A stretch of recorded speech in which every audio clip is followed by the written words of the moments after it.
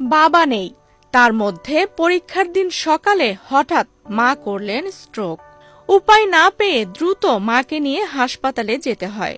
সেখান থেকে পরীক্ষা কেন্দ্রে আসতে দেরি হয়ে যায় মেয়েটির, আর তাই পরীক্ষার কেন্দ্রে ঢুকতে দেয়া হয়নি তাকে।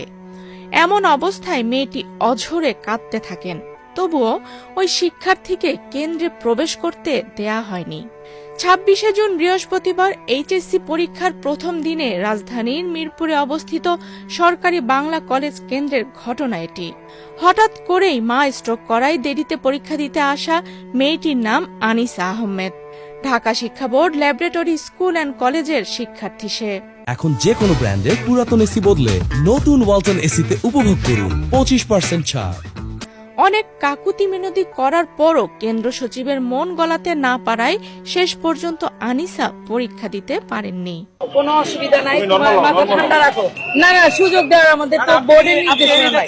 দাঁড়াই আছেন, আমাদের 10টার পরেই ঢুকতে দেওয়া নিষেধ, তার মধ্যে 12টায় আসছে, আমরা পাচ্ছি না ভাই। পরীক্ষার হলে ঢুকতে না পারায় আনিসার হতাশা ও কান্নার এই ভিডিও বাংলাদেশ প্রতিদিনের সোশ্যাল মিডিয়া প্ল্যাটফর্মে প্রচারের পর দেশ জুড়ে ব্যাপক সাড়া ফেলে।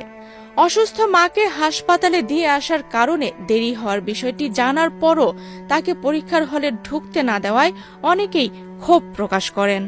মেয়েটিকে যাতে পরীক্ষা দেওয়ার ব্যবস্থা করা হয় সর্বস্তরে এমন দাবি ওঠে। সেই ভিডিও দেখে মেয়েটিকে পরীক্ষায় অংশ নেয়ার অধিকার ফিরিয়ে দিতে আইনি লড়াইয়ের ঘোষণা দেন বিএনপির নেতা ও সুপ্রিম কোর্টের সিনিয়র আইনজীবী ব্যারিস্টার রুহুল কুদ্দুস কাজল। নিজের ব্যক্তিগত ফেসবুক পোস্টে তিনি জানান, আনিসা চাইলে তার চেম্বার থেকে বিনামূল্যে আইনি সহায়তা পাবেন।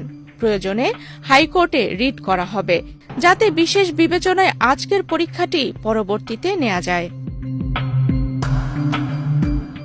শুধু ফেসবুকে পোস্ট দিয়েই বসে থাকেননি ব্যারিস্টার কাজল। আনিসার ঠিকানা ও মোবাইল নম্বর সংগ্রহের জন্য বাংলাদেশ প্রতিদিন সহ বিভিন্ন মাধ্যমে যোগাযোগ করেন।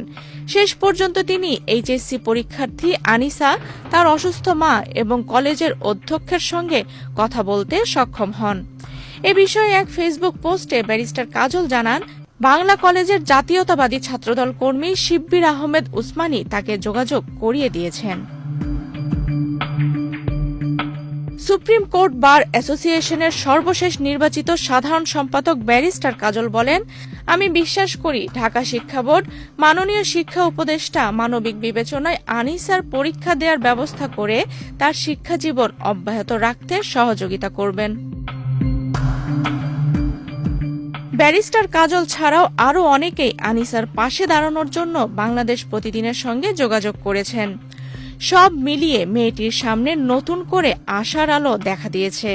সব জটিলতা কাটিয়ে পরবর্তী পরীক্ষা থেকেই আনিসা কেন্দ্রে বসতে পারবেন এবং বিশেষ ব্যবস্থায় তার প্রথম পরীক্ষা নেওয়া হবে, এমনটাই প্রত্যাশা সকলের। সেই সাথে আনিসার মা দ্রুত সুস্থ হয়ে উঠুন, সেই কামনাও রইল।